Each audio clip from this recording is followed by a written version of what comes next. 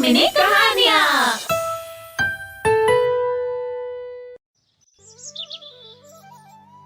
अनित्य एक बौद्ध सन्यासी है।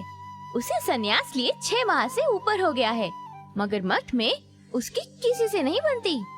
उसका उग्र स्वभाव उसका सबसे बड़ा शत्रु बनकर उसे हमेशा क्रोध की आग में झोंकता रहता है। एक दिन अनित्य अकेले में बैठकर कुछ सोच रहा होता है। सोचा था कि सन्यासी बनने के बाद तो क्रोध आना बंद हो जाएगा, मगर ऐसा हुआ ही नहीं। शायद ये दुनिया ही खराब है।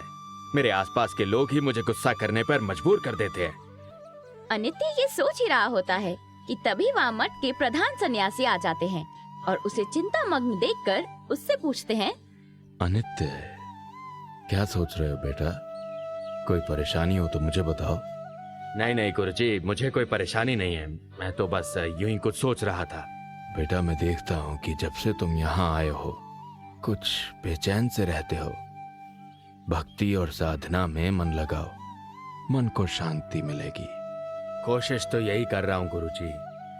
ये कहकर धर्म गुरु वहाँ से चले जाते हैं और उनके जाने के बाद अनित्य भी वहाँ से उठकर चला आता है। मगर जब वो आ रहा होता है तो मठ की सफाई करने वाले के हाथ की झाड़ू अनित्य को छू जाती है और वो अचानक ही क्रोध में उबलने लगता है। मूर्ख, अंधे, क्या देखकर नहीं चल सकता? ऐसा क्या अपराध कर दिया मैंने जो आप इस तरह से भड़क उठे? गलती से झाड़ू आपको छू गया। मैंने जानबूझकर तो आपको नहीं छुआ ना। चुप कर नीच, मैं तेरे जैसे लोगों को खूब जानता हूँ। ये सब तूने जानबूझकर किया है। अजी, आप साधु हैं और साधु हो के इतना क्रोध। सफाई कर्मी के मुख से ये समझदारी भरी बात अनित्य को बिल्कुल अच्छी नहीं लगती और इसी कारण उसका क्रोध 7वें आसमान को छू जाता है और वो क्रोध में अंधा होकर सफाई कर्मी के गाल पर ताबड़तोड़ तमाचे जड़ देता है। मुझसे जबान लड़ाता है, हैं? ये ले, और ले। सफाई कर्मी अनित्य से मार खाकर सीधे धर्म गुरु की शरण में जा पहुंचता है और उनसे अनित्य की शिकायत करता है। एक जरा सी बात पर इतना गुस्सा, आखिर इसका अपराध ही क्या था अनित्य? इसने मुझे जानबूझकर झाड़ू मारा था और आप कह रहे हैं इसका कोई अपराध ही नहीं है। मैं कसम खाकर कहता हूँ धर्मगुरु, मैंने ऐसा जानबूझकर बिल्कुल नहीं किया था। अनित्य, अगर मठ में रहना है तो इससे अपनी गलती की माफी मांगो और भविष्य में ऐसी गलती कदापि मत करना, वरना मठ छोड़कर जाना पड़ सकता है। धर्म गुरु की बात सुनकर अनित्य को उन पर भी बहुत क्रोध आता है, मगर वो अपने क्रोध को किसी तरह दबाकर सफाई कर्मी से माफी मांगने के लिए विवश हो ही जाता है। मुझे माफ कर दो भाई, मुझसे ही भूल हो गई। ये कहकर अनित्य तुरंत वहाँ से अपने निवास की तरफ बढ़ जाता है और वहाँ बैठकर कुछ सोचने लगता है। फिर सोचते सोचते वो कहीं अतीत में खो जाता है। अनित्य बचपन से ही बहुत गुस्सैल था। ए, नया वाला खिलौना मुझे दे, इससे मैं खेलूंगा। ये खिलौना मेरा है, मैं इसे तुझे क्यों दूं? इससे मैं खेलूंगा। देता या नहीं? दे दे चुपचाप, वरना बहुत मारूंगा। ये कहकर अनित्य अशोक के हाथ से खिलौना छीन लेता है और अशोक रोने लगता है। मम्मी, मम्मी, देखो ना, अनित्य ने मेरा खिलौना छीन लिया। अशोक का इस तरह रोना चिल्लाना सुनकर उनकी माँ अजया दौड़ते हुए आती है और ओहो, क्यों रे अनित्य, बेटा तूने अपने भाई का खिलौना क्यों छीना? चल वापस दे दे इसे। नहीं दूंगा, मैं नहीं दूंगा, बोल दिया ना, नहीं दूंगा। सीधे से दे दे, नहीं तो मुझसे बहुत मार खाएगा। अजया की ये बात सुनकर अनित्य गुस्से में पागल हो जाता है और उससे कहता है, अगर ये खिलौना मुझे नहीं मिलेगा ना तो इसे भी नहीं मिलेगा, समझी? मैं इसे यहीं तोड़ दूंगा इसे मैं। ये कहकर अनित्य क्रोध में खिलौने को दीवार पर मारकर तोड़ देता है। उसका इतना अधिक क्रोध देखकर अजया हैरान रह जाती है और उसे डांटते हुए कहती है, हे भगवान, इतनी सी उम्र में इतना ज्यादा गुस्सा, हद है बेटा तेरी। अभी ये हाल है तेरा तो बड़े होकर क्या होगा? तो मैं कौन सा खुद गुस्सा करता हूँ? आप सभी मुझे गुस्सा दिलाते हो, तभी मुझे गुस्सा आता है। इसके बाद जैसे जैसे अनित्य बड़ा होता जाता है वैसे वैसे गुस्सा उसका स्वभाव बनता जाता है। वो गुस्से पर नियंत्रण बिल्कुल नहीं कर पाता और इसी गुस्से के कारण पढ़ाई लिखाई में पिछड़ जाता है।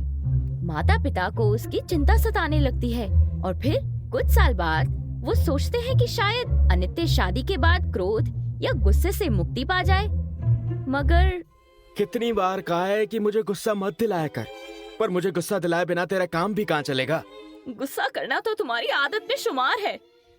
तंग आ गई हूँ मैं तुम्हारे इस गुस्से से। हर छोटी बड़ी बात में गुस्सा अब मुझसे सहन नहीं होता। रहो अकेले, मैं तुम्हारे साथ नहीं रह सकती। हाँ हाँ जाओ, मुझे तुम्हारी कोई परवाह नहीं। ठीक है फिर, तो मैं जा रही हूँ और अब कभी लौट कर नहीं आऊंगी।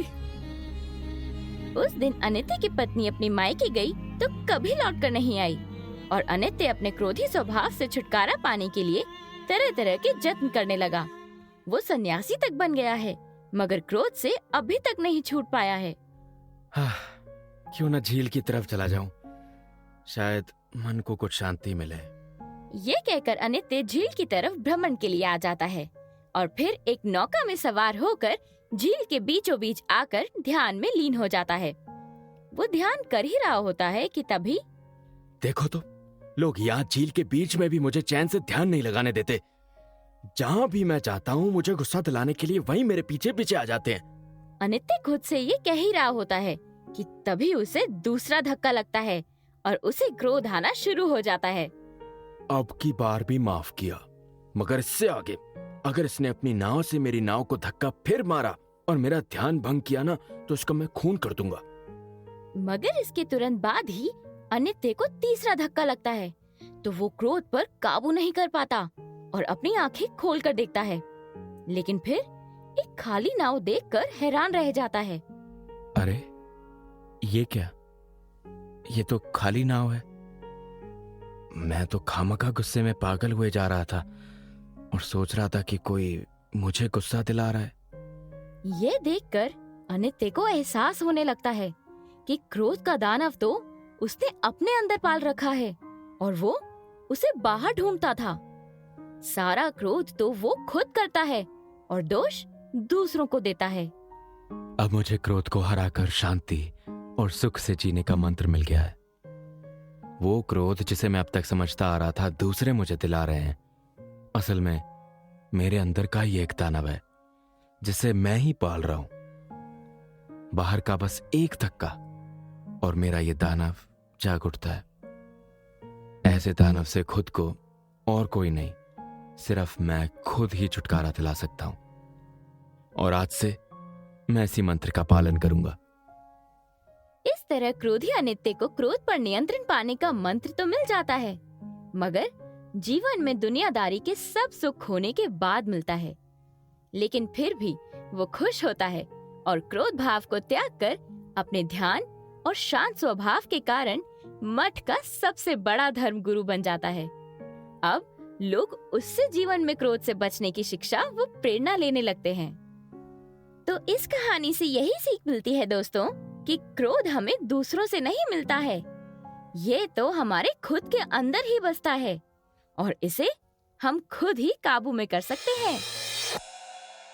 ऐसी ही रोमांचक कहानियां देखने के लिए अभी सब्सक्राइब कीजिए हमारे चैनल गिनी मिनी कहानियां को और प्रेस कीजिए बेल आइकन ताकि आप कोई भी नोटिफिकेशंस मिस ना करें। और हाँ, अपने दोस्तों के साथ शेयर करना ना भूलें।